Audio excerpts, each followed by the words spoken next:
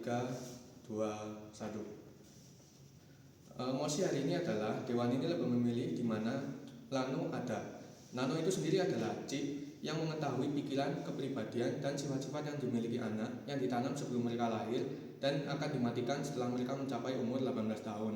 Lebih memilih dalam mosi ini adalah memastikan bahwa orang tua menjadikan penanaman Lano menjadi pilihan utama bagi anak-anak mereka.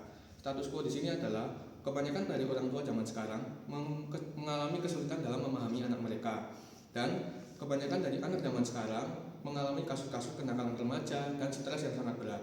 Aktor di sini adalah anak dan orang tua. Anak itu sendiri, khususnya di bawah 18 tahun, mereka itu masih labil dan temperamen. Mereka tidak bisa menentukan arah apa yang ingin mereka ambil dalam pilihan-pilihan hidupnya. Lalu mereka kebanyakan masih memendam masalah dan tidak ingin bercerita terhadap orang tuanya. Lalu mereka mudah terpengaruh terhadap teman-temannya dan tidak mengutamakan dalam hak pribadi mereka.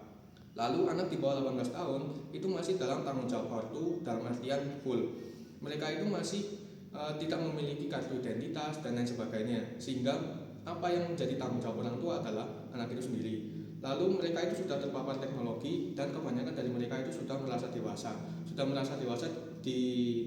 Yang dimaksud di sini adalah seperti mereka itu sudah mengetahui bahwa mereka itu pacaran memiliki standar-standar tertentu, sedangkan menurut orang tua itu tuh bisa berbeda, dan mereka itu cenderung mengutamakan apa-apa saja yang mereka dapat dari media sosial.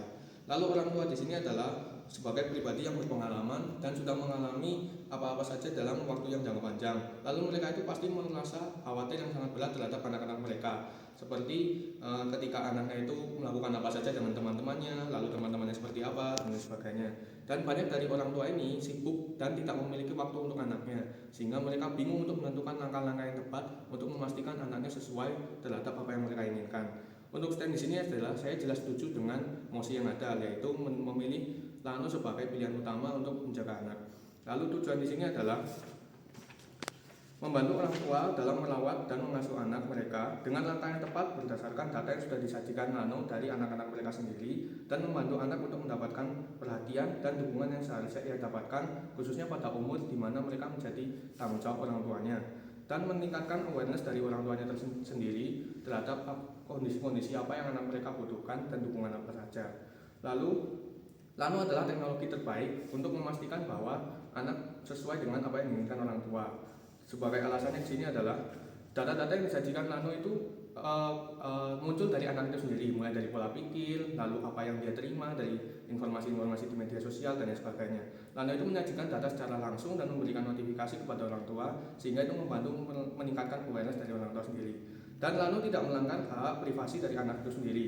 Kenapa Lano tidak melanggar hak privasi? Karena sesuai yang sudah saya sebutkan tadi, anak di bawah umur 18 tahun itu masih menjadi tanggung jawab full dari orang tuanya dan tidak memiliki hak-hak apapun, seperti masih dinilai orang tua dalam seperti keterangan, lalu persetujuan dan lain sebagainya.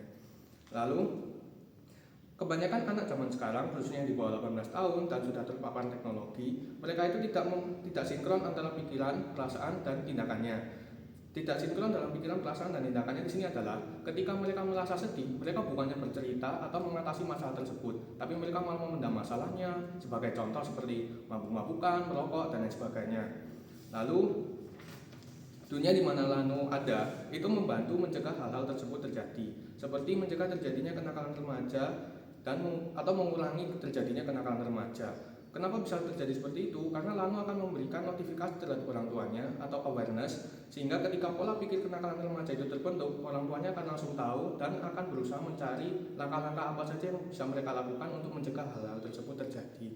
Lalu yang kedua, membantu orang tua memberikan respon yang cepat dan tepat jika anaknya mengalami pengalaman negatif. Pengalaman negatif yang dimaksud di sini adalah seperti pembulian, lalu mungkin self harm, lalu ada rencana kabur dari rumah dan membutuhkan perhatian dan lain sebagainya. Lalu orang tua itu kebanyakan orang tua zaman sekarang itu memaksakan ego mereka. Sebagai contoh, mereka itu ingin anaknya jadi dokter, tapi anaknya sendiri mereka itu pinginnya dalam dunia seni. Nah, data-data ini akan disajikan oleh Lano secara lengkap bahwa apa saja yang harus orang tuanya lakukan dan apa saja yang dibutuhkan oleh anak-anaknya itu sendiri, sehingga itu mengurangi dan memastikan bahwa orang tua dan anak sama-sama memiliki pemahaman akan kemana hal-hal yang tepat yang harus dilakukan. Nah, Lano itu memberikan data yang valid untuk memantau tumbuh kembang anak, sehingga orang tua itu tidak memaksakan ego-ego atau nilai-nilai yang mereka anut sendiri, dan itu membantu minat atau bakat anak supaya bisa tersalurkan dengan cara yang positif, dan supaya orang tua memberikan dukungan atau fasilitas yang sesuai dengan apa yang dibutuhkan anak. Nah, jika tidak ada Lano, maka akan ada potensi besar, yaitu seperti self harm, lalu kabur dari rumah seperti yang sudah saya sebutkan tadi, dan orang tua akan merasa kesulitan untuk memahami anak mereka karena mereka sudah merasa kesibukan. Jadi mereka tidak memiliki waktu untuk harus tanya anaknya ini, kamu kenapa hari ini, kamu hari ini senang atau enggak. Nah, mereka tidak memiliki waktu untuk itu. Nah, sedangkan Lano bisa memberikan notifikasi yang cepat, bahkan ketika mereka sibuk mereka sudah tahu kondisi apa yang sedang dialami anaknya sekarang, sehingga mereka bisa menentukan hal-hal yang tepat. Lalu tidak semua orang tua itu zaman sekarang peka terhadap perasaan yang dimiliki oleh anak-anaknya dan dapat hadir setiap saat. Seperti yang sudah saya sebutkan tadi, kebanyakan dari orang tua sekarang itu merasa sibuk dan cenderung menelantarkan anaknya tanpa perhatian atau afeksi yang cukup.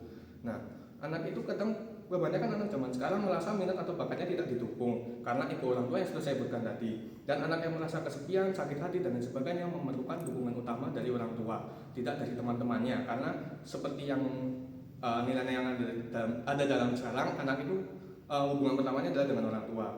Nah, jika concernnya adalah hak-hak anak atau privasi, atau kekhawatirannya adalah hak-hak anak yang dimiliki, data-data yang diberikan Lano itu muncul dari pemikiran, pola pikir, kepribadian, dan sikap yang sudah dimiliki anak itu sendiri, sehingga itu tidak melanggar hak privasi anak, dan itu cenderung sudah menjadi tanggung jawab orang tua untuk membantu mereka, dan membantu mereka itu jujur, mengakui kesalahan, dan memilih hal yang baik, lalu memastikan orang tua memiliki dukungan materi atau emosional yang cukup dan sesuai. Sebagai kesimpulannya, Lano itu membantu orang tua untuk merawat anak dengan baik dan memastikan nilai-nilai yang mereka miliki itu sesuai, dan anak-anak bisa menyalurkan minat dan bakatnya dengan cukup.